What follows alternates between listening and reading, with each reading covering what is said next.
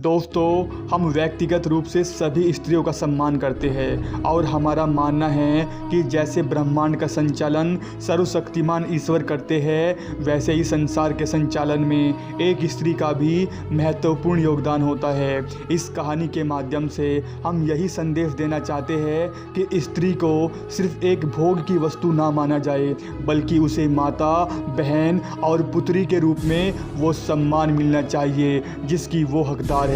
तो चलो शुरू करते हैं। दोस्तों, अक्सर ऐसा होता है कि जब हम लोग किसी वेश्या, गणिका या कोल गर्ल को देखते हैं तो वो हमें खुश तो दिखाई देती है, क्योंकि उन्हें ग्राहकों को खुश करने के बदले भुगतान किया जाता है। लेकिन अंदर ही अंदर वे खुद को धिक्कारती है और खुद को दोष देती रहती है।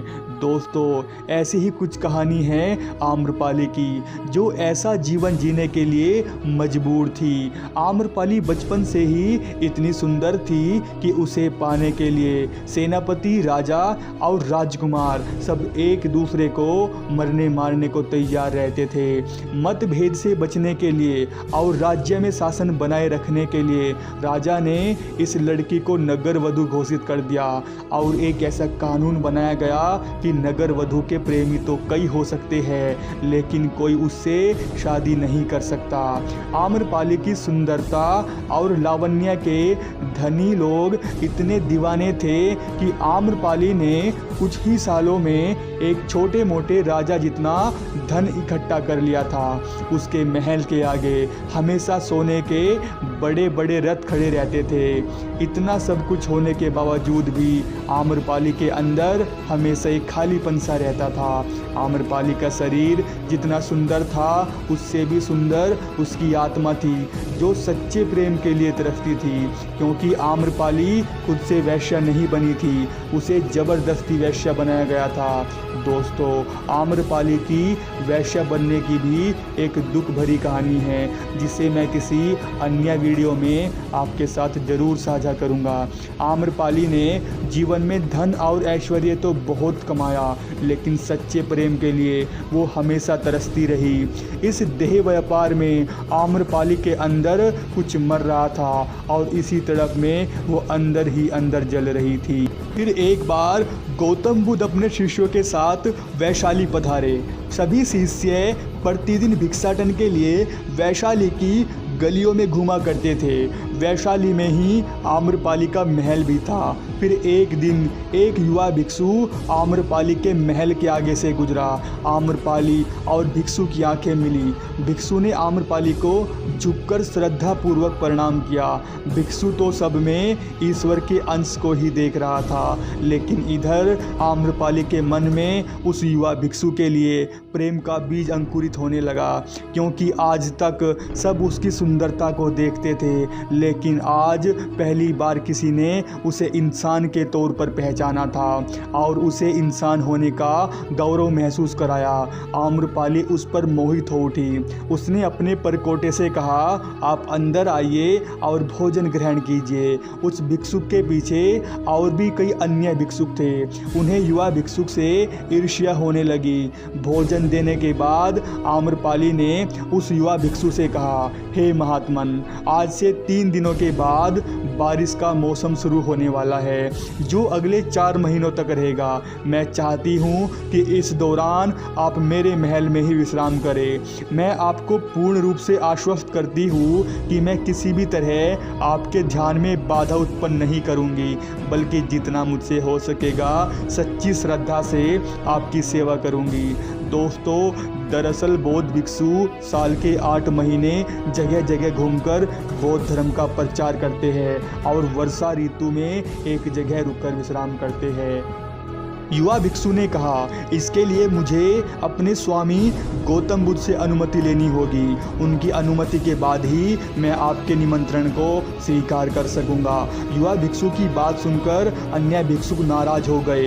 वे गुस्से में महात्मा बुद्ध के पास पहुंचे और आम्रपाली और युवा भिक्षु की कहानी को बढ़ा चढ़ाकर मसाला लगाकर बताया। इस पर बुद्ध ने कहा, आप शांत रहो, वह वहाँ तभी रुकेगा जब मैं उसे अनुमति दूंगा।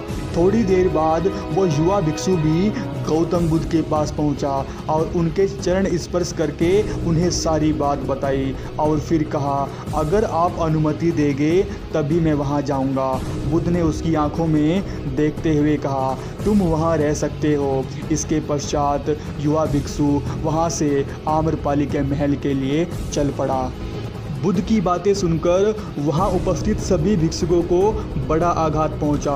उन्होंने आक्रोशित होते हुए कहा, स्वामी जी, उसे आम्रपाली के महल में जाने से रोकिए, वरना अनर्थ हो जाएगा, क्योंकि वह एक वैश्या है और ऊपर से जवान भी। एक युवा भिक्षु उसके साथ 4 माह तक कैसे रह सकता है? बुद्ध ने कहा, तुम सभी अपनी दिनचर्या पर ध्यान दो। मुझे अपने शिष्य पर पूरा विश्वास है, वह मेरे विश्वास पर खरा उतरेगा। लेकिन अन्य भिक्षुओं को बुद्ध की बात पर भरोसा नहीं हुआ, लेकिन वह ज़्यादा कुछ बोलने की स्थिति में नहीं थे।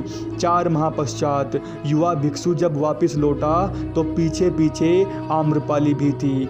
दोनों ने झुककर बुद्ध को प्रणाम किया।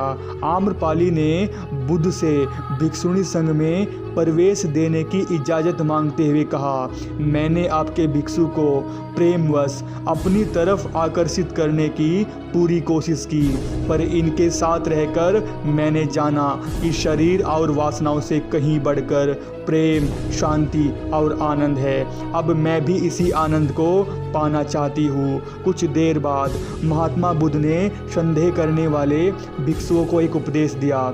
जैसे आकाश में बादल तैरते रहते हैं लेकिन वे आकाश को कभी नहीं छू सकते, उसी तरह जो चैतन्य इंसान है जिसका अपने मन पर पूर्ण नियंत्रण है, बादलों की तरह मन, विचार और कामुकता उसे कभी नहीं छू सकती। ऐसा इंसान चरित्र का पक्का होता है। वो कभी नीचे नहीं गिरता, बल्कि दूसरों को भी ऊपर उठाता है और उन्हें मुक्ति का मार्ग दिखाता है। इसके बाद संदेह करने वाले भिक्षु मन की पवित्रता को समझ गए और उस युवा भिक्षु से क्षमा मांगी। दोस्तों, इस कहानी में हमारे लिए सीखने योग्य बात ये है कि अगर हम मन से मजबूत हैं तो काम, क्रोध और लोभ हमारे ऊपर हावी नहीं हो सकते। साथ ही साथ जो मन को जीत लेते हैं वे कामुकता जैसे क्षणिक सुखों में आनंद नहीं ढूंढते, अपितु इन सब से ऊपर उठकर आध्यात्मिक सुखों की प्राप्ति करते हैं और संसार का उद्धार करते हैं। दोस्तों, अगर हमारी वीडियो से आपकी थोड़ी भी हेल्प हुई हो और हमारी वीडियो ने आपका थोड़ा भी जीवन बदला हो तो हमारी वीडियो को लाइक कर देना और ऐसी ही अन्य वीडियो के लिए हमारे चैनल को सब्सक्राइब ज़रूर कर देना। अपना समय देने और वीडियो को ध्यानपूर्वक देखने के लिए आप सबका हृदय की गहराइयों से धन्यवाद।